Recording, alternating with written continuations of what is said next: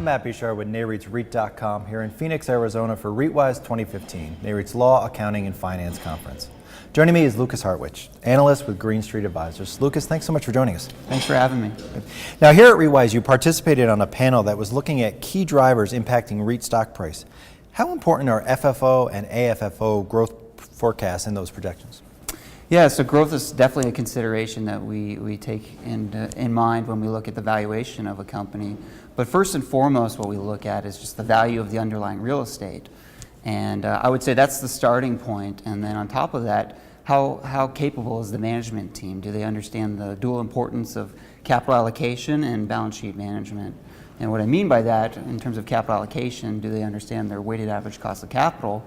And are they taking the cues from the public markets in terms of where their stock is trading and using those signals to know when to grow and shrink the company?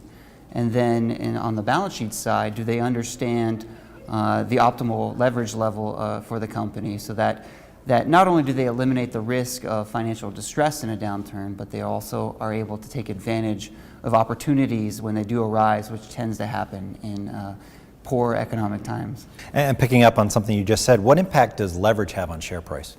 It's a great question. So leverage is something that's very near and dear to Green Street's heart. We kind of pound the table on low leverage, and Mike Kirby, actually our founder and director of research, just put out a really interesting research report on optimal level of leverage, and the conclusion was that 30% or below is where you want to be on a debt to assets basis.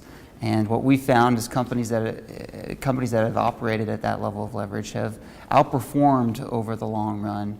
And so lower leverage tends to lead to better performance over time, kind of based on those two principles I mentioned earlier in terms of eliminating the risk of financial distress and as well as being able to take advantage of opportunities. Great. And lastly, when looking at share price, how do you factor in intangibles like the management team's value? Great. It's a great question. So at Green Street, we start with our NAV, a very accurate estimate of the market value of the assets. So we subtract off the market value of the liabilities to get to a market value of the equity, but then that's just the starting point. So we layer on top of that the management team, the track record, how have they performed, and what are our thoughts on how they're going to perform going forward.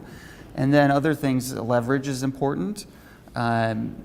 Overhead, so G&A overhead. Some companies have more G&A relative to some of their peers that are similar size.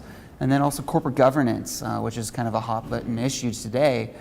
Is the management team going to do the right thing at certain points in the company's life cycle? So you want them to be on your side, and we try to give credit for all these different metrics when we look at a company and where it should be valued. Great. Lukas, thank you so much for joining us today. Yeah, thank you. Great. For more on this and other REIT news and analysis, be sure to visit REIT.com.